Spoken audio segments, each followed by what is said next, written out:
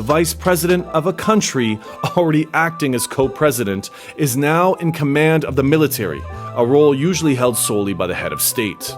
The legal shift didn't happen in a vacuum. This was the culmination of nearly 2 decades of systemic power consolidation. According to the Journal of Democracy, Ortega and Murillo began dismantling democratic institutions as early as 2008. First, they stacked the Supreme Court with loyalists. Then they eliminated term limits. Next came the Electoral Commission, reorganized under executive control. By 2016, when Murillo became vice president, the path to a co-presidency was already paved. But that still wasn't enough. What followed was a slow-motion coup of every autonomous body in Nicaragua.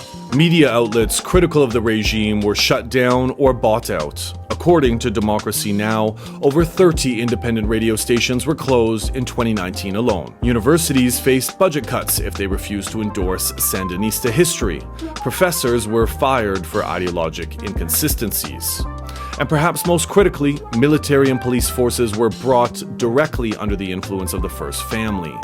As El País reported in March 2025, Murillo was formally named Supreme Commander of the Armed Forces. Think about that. The vice president of a country already acting as co-president is now in command of the military, a role usually held solely by the head of state. But in Nicaragua, there is no longer one head of state, there are 2, and they are married.